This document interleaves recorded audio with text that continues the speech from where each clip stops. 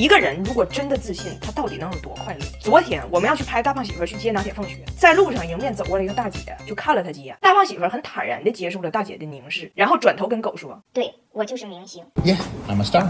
关键是人大姐压根不认识他。哎，美女，这是个俄罗斯人吗？是个俄罗斯人吗？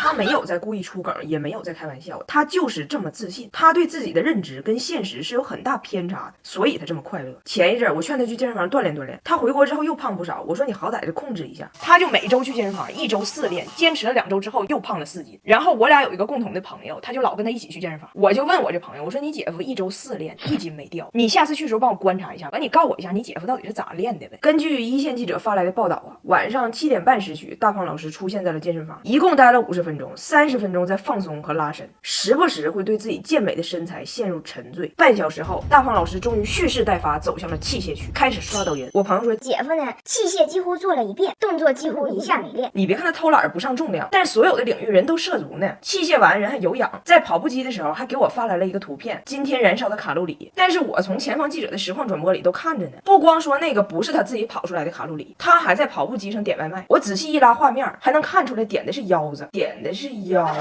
回家我就跟他说，我说你是咋健身的视频我都看着了，那你干啥去了？他说我也不知道，你非让我去吗？不是，我一直不理解你为啥让我锻炼身体。我尤其不懂的是，为什么那么多人老是嘲笑我肚子大。说实话，每次站在镜子前，我自己看自己肚子，刷屏啊，刷屏啊。我实在是无奈，我就跟他说，不行，你就在家做做家务得了。咱家有大卫平板拖把、5重刮刀，刮水贼干，加厚棉布，吸水力强，高处角落都能清，一把拖把全搞定，沉浸式家务体验，这样既能消耗卡路里，还不累人，两全其美。他不光觉得自己是明星，觉得自己肚子刷屏，还觉得自己汉语贼好，在老外中属于佼佼者。结果昨天遇到中国人一个小小的用词上的区别，他又翻车了。我同事郑州人跟他一起吃饭的时候，想给他让个座，郑州人呢管这个位置啊，他叫味儿。我同事又跟他说，你坐这儿，这有味儿。结果他告人家，我知道是我放的。哎，好吗？哎，这边大味儿。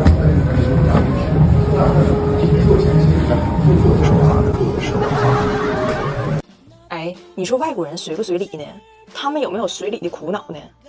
我的好朋友马蒂耶的女朋友申请我们学校 UCL 的硕士申成了，前几天居然被他妈叫回意大利办了一场升学宴，为了把这些年随出去的升学礼金给收回来。听这事给我吓一跳。他们也随礼，像意大利南部这地方，就是结婚生孩子升学这都随，而且你别整那没有用的立个扔，就直接拿钱，随的还不小呢。据他说，就是结个婚得是300到400欧起吧，因为这婚礼吧，香车美酒加咖啡，摄像婚纱加玫瑰，来血一整一天，不喝断片誓不归。你这种开销，一般家庭承担也挺费劲，所以来的客人你得给人家补助点。好像意大利这地方，这1年的 GDP 就被婚礼这一个事儿也拽高了好几千瓦。那在英国和北美这边呢，咱就说我知道的哈，就没有那么流行直接给钱。最流行的方式呢是新人到商场登记他想要啥，然后发出清单，被邀请的人按照这单子买。他们就感觉好像避开了这个钱这个问题，就不那么尴尬了似的。你直接要东西，就好像那东西是梦泡出来似的，不用花钱买。然后被邀请的人呢，就在这个单子上选你自己想买的东西买。就比如说最近我有朋友要结婚，那他这单子上我肯定选小煎锅，我肯定不选蜡烛托，因为在我心中美的东西远不及香的东西让我动心。你看我找个对象就知道了。而且吧，他现在是热恋期，他还不懂，等到结婚以后，他肯定不会想和她老公整一顿烛光晚餐。问题呢，肯定不在有没有那美丽的烛台，而是欠着债的债，烧着钱的海，还有那青春不在的阴霾和恋恋红尘的情怀。我说到哪了啊？对，你就按照这个清单上的东西你就买嘛。一般他要的呢就是小家具、小家电，小餐桌来小壁橱，咖啡机来微波炉，就这类东西。完我的婆婆呢，每次给人家买的都是吐司机，因为这吐司机肯定是清单上最便宜的东西。但是这就出现了一个问题，人外有人，天外天，比抠这事儿没有边。那很多人都想买便宜的，所以有时候这新婚夫妇会收着4个吐司机、3个烧水壶、1个菜板子，没有微波炉。所以呢，就这个习俗这些年还改良电子版了。这对新人呢，把他要的清单的电子版发到你手机上，然后你买完你划掉，也就是说别人就不能买了。哎呀妈，这改良可给我婆婆折磨完了。就我婆婆有个表姐，她姑娘要结婚，我婆婆就天天给人打电话，想第一个看着这清单，然后把这个吐司机这玩意儿给划掉，省着别人跟她争嘛。而且吧，我婆婆这吐司机她都买完了，就圣诞节之后打折半价吐司机，她买了6个。加拿大人少事儿稀，她寻思就这辈子婚礼都够用了。哎呀，我婆婆为了保证网速，就在清单出来的时候，争当时代弄潮儿，华单第一神儿。那家伙那天就家里人都不让用手机，结果人单子发过来，我婆婆划掉土司机的同时呢，他家他二姨跟他同时划的，他俩就争当这土司机买家嘛，那家争的婚礼上差点没干起来，到现在不说话呢。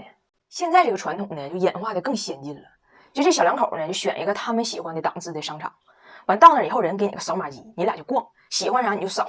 你逛完之后呢，你喜欢的东西就自动生成一个清单。完，你邀请的客人呢，就直接来这商场，就报新郎新娘的名，完人商场就告诉你，你都可以买啥。完，这又有乐子了。我老公呢有个表哥，两口子都高薪，所以他俩就选了一个比较高档的商场。而且呢，人家没扫土司机，人自己已经买完了，就那种高档的可以调温的，直冒蓝光，都可以美甲在里头。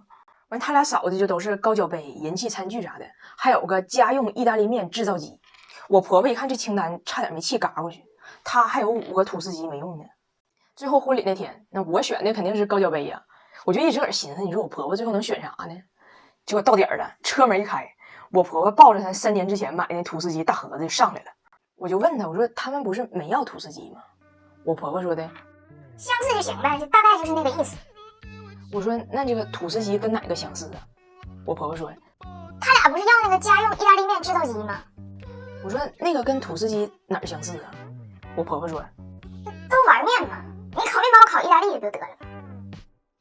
我这婆婆温迪自从来到中国就跟我说，从现在开始我给你带孩子，人这孩子带的绝了。早要打晚上看动画片不放下，大棒姐说，妈你去滚下去。温迪就去管早要打，结果自己也看进去了。大棒姐喊，到点了，10分钟之内必须进被窝。早要打说，奶奶怎么办？奶奶说，什么怎么办？被窝里又不是没有 WiFi。晚上熄灯了，大棒姐跑到早要打那屋一看，被鼓个大包，大棒姐非常生气，把被咔家一掀，你这个小妈。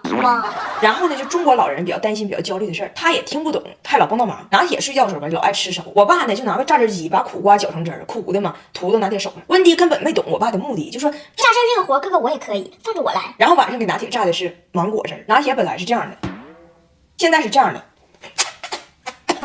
我爸都懵了，就这么大点孩子，这么爱吃苦呢。然后晚上偷摸过来稽查拿铁好几回，温迪就不理解，你干啥呢？人孩子都睡觉了。我爸说，我来稽查是因为他有这个恶习，他这个恶习必须改。温迪说什么恶习呀？我爸说吃手啊。温迪说，哎呀妈，我寻思多大事儿呢？他不就吃手吗？你不是吃蚊香呢？你不是吃蚊香呢？这还稽查人家呀？我爸说，那孩子第2天手啊都泡出褶子来了，那不行。温迪说，哎妈呀！你们东北老头一去澡堂一泡2、3个小时，出来那家脚丫都是棱子，铺地上都能减速带，你闹个人家有褶子。哥哥你要放松，小孩睡觉非醒勿扰，小孩吃饭非饿不长。你若心大，各自安好。出去吃饭那更有意思，拿铁不是哄睡觉费劲吗？我这边拿手机放音乐放催眠曲，手机都快烧着了，人搁那叨叨咕咕就不睡。温迪说，那就不要逼他睡了，起来嗨，走一起去烧烤店嗨。温迪到了烧烤店，1秒钟进入 party 模式，给俩孩子一人发1坨面条1块玉米，自己就跟我爸喝上了。我爸跟他聊中国美食，聊了半小时，铁岭的还没聊完呢。我爸说，那你也聊一聊这个加拿大美食。温迪说，我先干为敬。我爸跟他聊中国古诗词，聊半小时，李白还没聊完呢。说，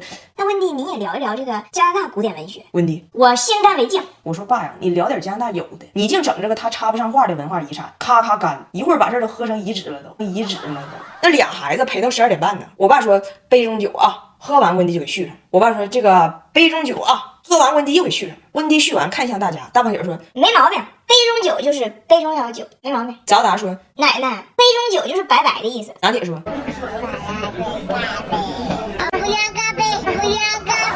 反正每次跟温迪一起带孩子吧，其实就主打一个无忧无虑，他跟小孩一样。反正人民日报都说了，321睡饱法则，睡饱就行，乐呵就行。那天晚上我们祖孙3代12点多才录完回家，全睡到第2天早上9点半，连我爸都获得了一份久违的轻松。拿铁陪酒一整晚也不难受，穿的邦宝适，1级帮是真打孔设计，吸湿排热，玩1天都是干爽不闷汗。黑金帮添加了真蚕丝，全包我的，晚上咋睡都不漏。半夜12点多我们才回家嘛。我爸说明天早上早达还得学跳舞。温迪说哥哥放心，我在，就交给我。我们加拿大啥都没有，但是有人。说完就倒了。我爸说有人不多，又少一个，又少一个。